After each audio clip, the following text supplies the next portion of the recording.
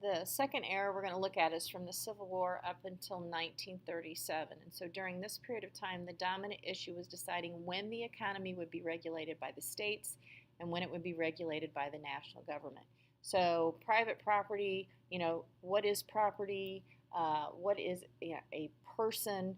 All of these were questions that had to be answered. And the founding fathers thought that political and property rights were linked. And so when we look way back to John Locke, he says the purpose of government is to secure our natural rights of life, liberty, and property. So this idea of property is very, very important because it's really the fundamental reason why we even need government.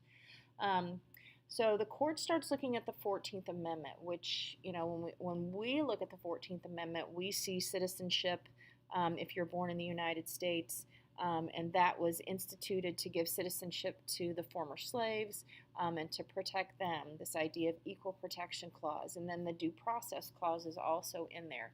So the due process clause says that no state shall deprive any person of life, liberty, or property without due process. And so when the court's interpreting that, they're not just looking at the individual slave or former slave or the individual person, treating them equally. They also went so far as to interpret that to mean a firm or a corporation or a business. So now that the government cannot deprive any firm or any corporation of life, liberty, or property without due process. So what we see at this time, businesses starting to flood the court with challenges to government regulations that have been established that have hindered them in their business. So the court sets itself up as the arbiter of what kind of regulations are permissible. And so we see many state and federal laws being overturned.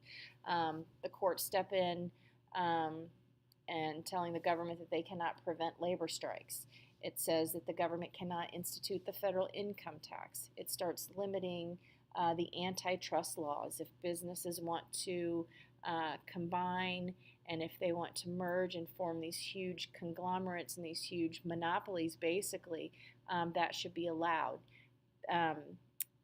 They didn't want any restrictions on interstate commerce in terms of the railroad rates. The government or the Commerce Commission should not be able to regulate that. If a business wants to hire children, they should be allowed to do that. We shouldn't, and the federal government shouldn't step in and have anything to say in setting work hours or anything like that. So basically we see 184 cases struck down between 1899 and 1937 using the 14th Amendment to the Constitution.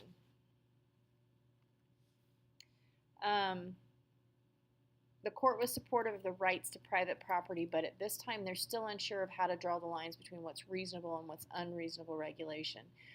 What types of business are affected with the public interest, how much commerce is interstate. So this is once again that same, the laws and the Constitution themselves are sometimes written so vaguely that it makes it very difficult for them to interpret.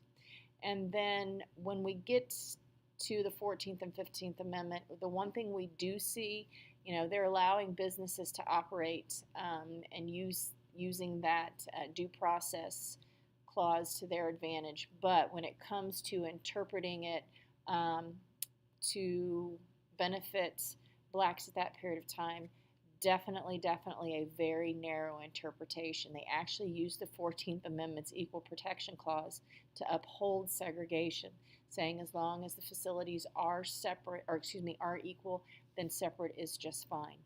So that's Plessy versus Ferguson.